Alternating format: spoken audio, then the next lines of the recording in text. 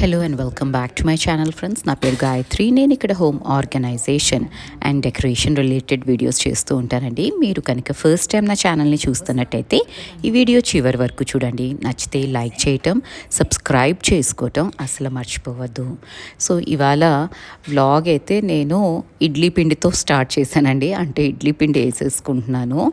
Actually ఇవాళ morning చాలా hectic అయిపోయిందండి.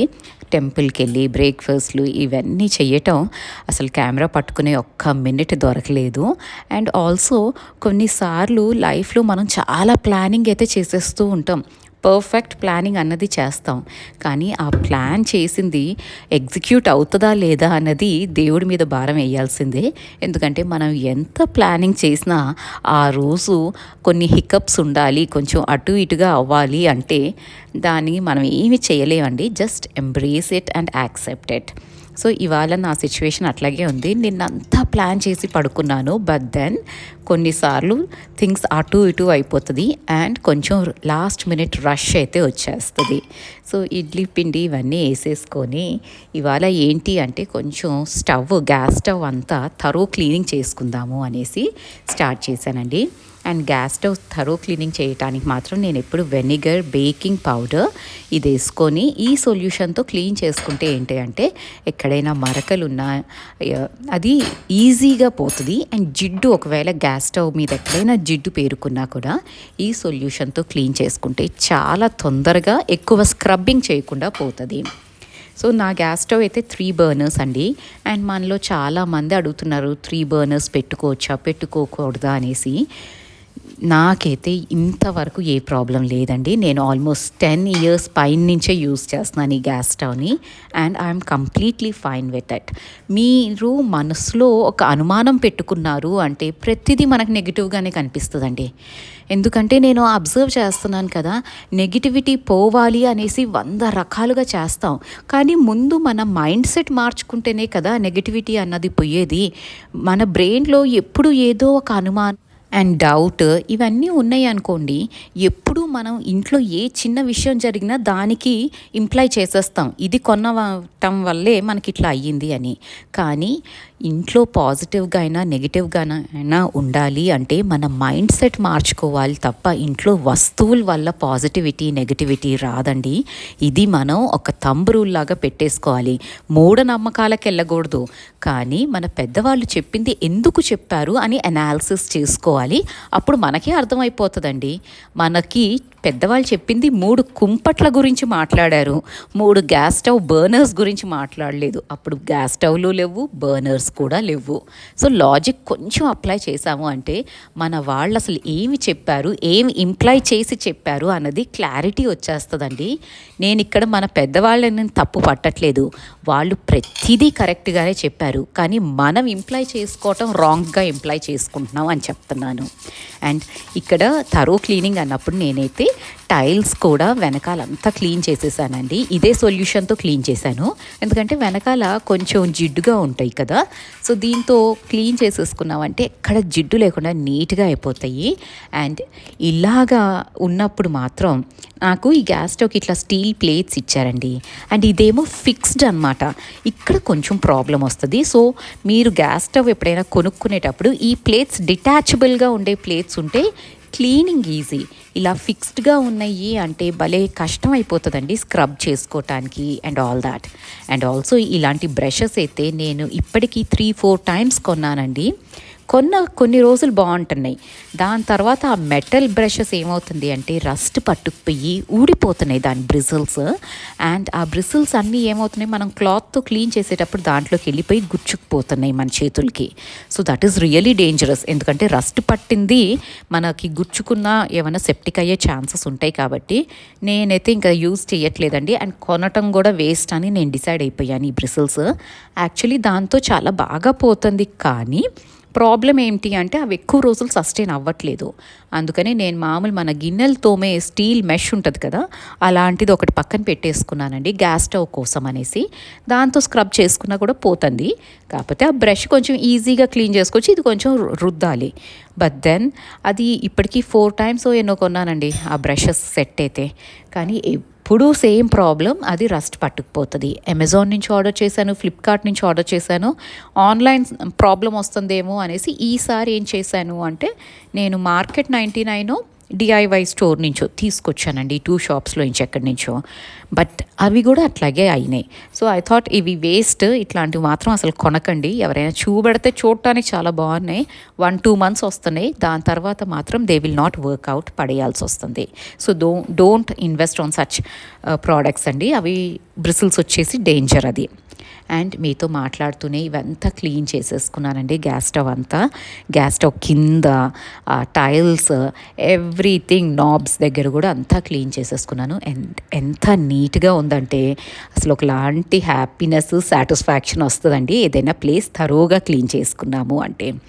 సో ఇలాగైతే ఇది నేను డైలీ చెయ్యనండి, ఆర్ వీక్లీ అని కూడా నేను పెట్టుకోను. అంటే గ్యాస్ స్టవ్ రోజు మనం కుక్ చేసుకున్న వెంటనే ఒకసారి క్లీన్ చేసేసి పక్కన పెడతాను. అండ్ ఈవినింగ్ కూడా డిన్నర్ అయిపోయినాక ఒకసారి క్లీన్ చేసేసి పడుకుంటాను. అంతే తప్ప థరో క్లీనింగ్ అన్నట్టు స్క్రబ్బింగ్ ఇవన్నీ ఎవ్రీడే మాత్రం జరగదు. సో ఇట్లా ఎక్కువ మురికి అనిపించిన రోజు మాత్రం ఈ సొల్యూషన్ ప్రిపేర్ చేసుకుంటాను అండ్ క్లీన్ చేసేస్తాను. అండ్ దీని తర్వాత ఇవాళ నా బెడ్ సైడ్ టేబుల్ దగ్గరికి వచ్చానండి. యాక్చువల్లీ ఏదో కావాలని వెతుకుతూ ఉంటే ఆ బెడ్ సైడ్ టేబుల్ని చూసి అసలు నేనే సర్ప్రైజ్ అయిపోయాను. దాంట్లో ఎన్ని సామాన్ పెట్టాను అండ్ ఎంత మెస్సీగా ఉంది. అండ్ ఫస్ట్ దాన్ని క్లీన్ చేసేయాలి అని డిసైడ్ అయ్యానండి ఆ మెస్ని చూసి. అండ్ ఇక్కడ ఎందుకు ఇంత మెస్సీ అయిపోతుంది అంటే నేను నా జర్నల్స్ పెట్టుకుంటాను. నేను జర్నలింగ్ అన్నది స్టార్ట్ చేసి చాలా సంవత్సరాలు అయిపోయిందండి. అంటే కాలేజ్లో ఉన్నప్పుడు స్టార్ట్ చేసేదాన్ని. అప్పుడు యాజ్ అ టీనేజర్ మన ఎమోషన్స్ని, మనం ఒక సిచ్యువేషన్కి ఎలా ఫీల్ అవుతామో అన్నది ప్రతిదీ ఎక్స్ప్రెస్ చెయ్యలేము, అండ్ చేసినా అర్థం చేసుకునే వాళ్ళు ఉండరేమో అన్న ఒక ఫీలింగ్లో ఉండేవాళ్ళం కదా. సో అప్పుడు మొదలెట్టానండి జర్నలింగ్ అన్నది. అంటే అప్పుడు డైరీ రాయటం అనేవాళ్ళు, ఇప్పుడు కొత్త వర్డ్ దానికి ఇంప్లై చేసి జర్నలింగ్ అంటున్నారు, అంతే డిఫరెన్స్. సో ఇవన్నీ నా జర్నల్స్. అండ్ నేను ఆ వర్డ్ సర్చ్ బుక్ కూడా ఎప్పుడు నా బెడ్ సైడ్ టేబుల్ దగ్గర పెట్టుకుంటానండి. నాకు బోర్ కొట్టినప్పుడు రాదర్ దెన్ ఫోన్ స్క్రోల్ చేస్తూ ఉండటం కంటే ఇలాంటి గేమ్స్, పజిల్స్ ఏవో ఒకటి ఆడుతూ ఉంటే మనకి మైండ్ కూడా రిఫ్రెష్డ్ అండ్ రిలాక్స్డ్గా ఉంటుంది. And coming back to the journaling topic అండి, మన ఎమోషన్స్ని మనం ఎప్పుడూ ప్రతి ఒక్కళ్ళకి ఎక్స్ప్లెయిన్ చేయలేము, లేదా మనల్ని అర్థం చేసుకోవట్లేదు ఎవ్వరు అన్నప్పుడు please get in to the habit of journaling. చాలా హెల్ప్ అవుతుందండి. మనం మైండ్ చాలా రిలాక్స్ అవుతుంది. అండ్ ఆల్సో మనల్ని ఎక్స్ప్రెస్ చేసుకోవటానికి మనకు అసలు ఏమి కావాలి లైఫ్లో, దేనికి మనకు కోపం వస్తుంది, దేనికి హ్యాపీగా ఫీల్ అవుతున్నాం, వాట్ ఆర్ అవర్ ప్రయారిటీస్, ఇవన్నీ ఒక క్లారిటీ అయితే వస్తుందండి జర్నలింగ్ వల్ల. అండ్ ఇది ఒక్క రోజులో రాదు. ఫస్ట్ టైం మీరు బుక్ పట్టుకొని పెన్ను పట్టుకొని రాయాలి అన్నప్పుడు ఇంపాసిబుల్, ఒక్క సెంటెన్స్ రాస్తే గొప్పేమో అనిపిస్తుంది. But over a period of time if you practice it కదా, మీకు క్లారిటీ ఆఫ్ థాట్ అన్నది చాలా వస్తుందండి. అండ్ ప్రతి సిచ్యువేషన్కి మీ ఒపీనియన్ అన్నది ఒకటి ఫామ్ అవుతుంది. అంతేగాని మీడియాలో చూపెట్టారనో లేకపోతే మన ఇంట్లో వాళ్ళు అన్నారనో ఒక ఒపీనియన్ పెట్టుకొని వెళ్ళిపోలేం కదా లైఫ్లో. So journaling is important just to calm you down and to express your self. అన్ని భావాలు పక్కన వాళ్ళకి చెప్పలేమండి, ఎంత క్లోజ్ అయినా సరే. సో ఈ మన సీక్రెట్స్, మన emotions, they have to be safe and they have to be with us and it has to make us a better person. Kabatti journaling is very important, which I do regularly. So ఆ journaling books అన్నీ అక్కడ ఉంటాయండి, అందుకని కొంచెం మెస్సీగా అయితే అయిపోతూ ఉంటుంది. And ఇందాక చూపెట్టిన బాటిల్ ఫారెస్ట్ ఎసెన్షియల్స్ వాళ్ళదండి. నిద్ర అని పిల్లో స్ప్రే వస్తుంది. అది ఏంటంటే మనకి ఎప్పుడైనా నిద్ర పట్టకుండా అట్లా యాంగ్జైటీగా అట్లా అనిపించినా, లేదా నిద్ర పట్టట్లేదు అనిపించినా ఇది స్ప్రే చేసుకుంటే కొంచెం అరోమా థెరపీ లాగా వర్క్ అయ్యి తొందరగా నిద్ర పడుతుంది. And one more important question అండి, మీరు ఎవరికైనా ఒక డ్రెస్ వేసుకుంటే దానికి మ్యాచింగ్ హెయిర్ క్లచ్ ఏదో పెట్టుకోవాలి అనుకుంటాం కదా, అది ఈజీగా దొరకదా? నాకైతే ఎంత ఆర్గనైజ్డ్గా ఇల్లు పెట్టుకున్నా, నేను ఏ క్లచ్ అయితే హెయిర్ క్లచ్ పెట్టుకుందాం అనుకుంటానో వీడియో చేసేటప్పుడు ఆ క్లచ్ తప్ప మిగతా అవన్నీ దొరుకుతాయండి. నేను ఇప్పుడు చూస్తే నాకు అర్థమైంది ఏంటి అంటే నా బెడ్ సైడ్ టేబుల్లో బోల్డ్ అన్ని క్లచెస్ ఉన్నాయి. అవన్నీ అక్కడే రోజు తీస్తున్నాను నైట్. దాంట్లోనే పెట్టేసి చక్కగా నెక్స్ట్ డే మార్నింగ్ ఇంకో క్లచ్ తెచ్చుకుంటున్నాను. So that's how I realised ఇన్ని క్లచెస్ ఈ బెడ్ సైడ్ టేబుల్లో ఉన్నాయి అనేసి. అండ్ ఇంకా ఫుట్ కేర్ క్రీమ్స్లో నేనైతే బాడీ షాప్ వాళ్ళది ఒక మసాజింగ్ ఫుట్ కేర్ క్రీమ్ వస్తుందండి. చాలా బాగుంది. అండ్ ఆ బ్లూ బాక్స్ అయితే అదే. So that is really amazing. అంటే కాళ్ళ నొప్పులుగా ఉన్నప్పుడు లేదా ఒక్కొక్కసారి ఎక్కువ వాకింగ్ అట్లా చేసేస్తూ ఉంటాం కదా, అలాంటప్పుడు ఫీట్ రిలాక్స్ అవ్వటానికి ఆ ఫుట్ కేర్ క్రీమ్ అయితే వర్కౌట్ అవుతుంది. కొంచెం ఎక్స్పెన్సివ్ అండి, బట్ దెన్ ఇట్స్ అంటే రెగ్యులర్గా యూస్ చేయాల్సిన అవసరం లేదు కదా. ఎప్పుడైనా కాళ్ళు బాగా పెయిన్ అవునప్పుడు, ఫీట్ రెస్ట్లెస్గా ఉంటాయి కదా ఒక్కొక్కసారి లాగేస్తూ, అలాంటప్పుడు దీన్ని యూస్ చేయొచ్చు. అది బాడీ షాప్ వాళ్ళదండి. అండ్ ఇంకా ఇట్లా అంతా నీట్గా సెట్ చేసేసుకున్నాను, first shelf and second shelf. So ఈ 2 చిన్న చిన్న షెల్ఫ్సే కదండి, దీంట్లో ఏమి పనికిరాని సామాను ఉంటుందిలే అనుకున్నాను నేను. But then I was surprised ఎంత వేస్ట్వి ఉన్నాయి అంటే అయిపోయిన లిప్ బామ్స్ దగ్గర నుంచి చాలా చెత్త పేరుకొని ఉంది ఆ 2 బుడ్డి షెల్ఫ్స్లోనే. చూడండి ఇంత మెస్ అయితే ఉంది. సో దీన్ని క్లియర్ చేసేసాను. అండ్ ఎప్పటికప్పుడు ఇంటిని డీక్లటర్ చేసుకోవటం కూడా one of the way to cleanse your surroundings అండి. మనకి క్లటర్ ఉంది అంటే మెస్, బ్రెయిన్లో కూడా మెస్సే అనిపిస్తుందండి. సో ఎప్పుడైతే క్లటర్ తీసేస్తూ ఉంటామో, ఇంట్లో అవసరం లేని వస్తువులు తీసేస్తూ ఉంటే చాలా రిలాక్సింగ్గా ఉంటుంది. అండ్ స్పేస్ వస్తుంది, కొత్త వస్తువులు పెట్టుకోవటానికి స్పేస్ వస్తుంది. అండ్ ఇల్లు కూడా కొంచెం పాజిటివ్గా అనిపిస్తూ ఉంటుంది నాకైతే. అండ్ ఇవాళ ఏంటి అంటే ఈ టర్టిల్ వైన్ ప్లాంట్, ఇది యాక్చువల్లీ అసలు వింటర్లో బాగా రావాల్సింది, వింటర్లోనే వాడిపోయిందండి ఈ ప్లాంట్.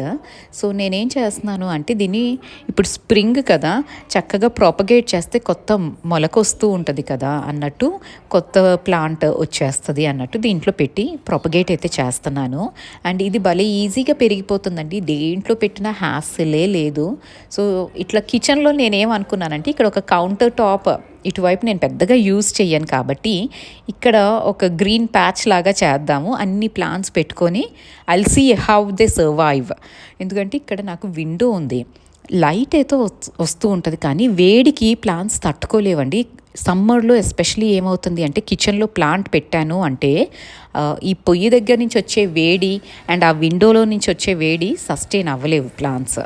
అందుకని నేను ఐఎమ్ జస్ట్ ఎక్స్పెరిమెంటింగ్. ఈసారి స్ప్రింగ్ టైంలో పెట్టి చూస్తాను. If they grow well and good, లేదా తీసేస్తానండి. I don't want to kill my plants.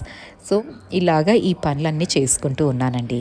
And also one small request అండి, ఈ వీడియో మీకు నచ్చితే ప్లీజ్ సబ్స్క్రైబ్ చేసుకోండి కొత్త వాళ్ళైతే. అండ్ మన రెగ్యులర్ వ్యూవర్స్ అయితే ప్లీజ్ లైక్ చేయటం మర్చిపోవద్దు. అండ్ ఏదైనా ఒక ఆస్పెక్ట్ నచ్చితే మీ ఫ్యామిలీ అండ్ ఫ్రెండ్స్తో షేర్ చేసుకోవటం కూడా మర్చిపోకండి.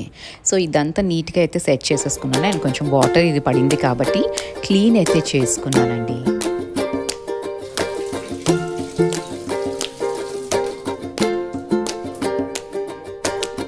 అండ్ సమ్మర్ అయితే స్టార్ట్ అయిపోయింది కదండి. నా ఇండోర్ ప్లాంట్స్కి ఎవ్రీ 2 డేస్కి ఒక్కసారి అయితే వాటరింగ్ చేయాల్సి వస్తుందండి. అంతకుముందు వీక్లీ వన్స్ చేసినా సరిపోయేది. But thanks to the weather ఇప్పుడు 2 డేస్కి ఒకసారి చేయాల్సి వస్తుంది. అండ్ లీవ్స్, ఎండిపోయిన లీవ్స్ ఏవైతే ఉన్నాయో అవి ఎప్పటికప్పుడు క్లీన్ చేసేసుకోవాలి. డ్రైడ్ లీవ్స్ మాత్రం ఇండోర్ ప్లాంట్స్లో అస్సలు ఉండనియకండి. ఫస్ట్ థింగ్, అది ప్లాంట్ గ్రోత్కి హిండర్ అవుతుంది. అండ్ సెకండ్ థింగ్, ఇంట్లో కూడా వాడిపోయిన లీవ్స్ ఇవి చూసామంటే ఒకలాగా అయిపోతుందండి అట్మాస్ఫియర్. నాకైతే కొంచెం నెగిటివ్గా అనిపిస్తూ ఉంటుంది. సో మీరు ఇండోర్ ప్లాంట్స్ పెట్టాలి అంటే మెయింటైన్ చేయగలిగితేనే పెట్టండి. అవి వాడిపోయి అట్లా అయిపోతే అది మంచిగా అనిపించదండి, చూడటానికి ప్లెజెంట్గా అయితే డెఫినెట్లీ ఉండదు. సో ఇలాగా చిన్న చిన్న పనులన్నీ చేసుకుంటూ ఇవాళ చాలా ప్రొడక్టివ్గా అయితే గడిచిందండి. అండ్ ఈ వీడియో మీకు నచ్చితే ప్లీజ్ లైక్ చేయండి, షేర్ చేసుకోండి మీ ఫ్యామిలీ అండ్ ఫ్రెండ్స్తో. అండ్ కొత్త వాళ్ళైతే సబ్స్క్రైబ్ చేసుకోవటం మర్చిపోవద్దు. Thank you so much for watching this video. Thank you for watching it till the end. And you all have a great day.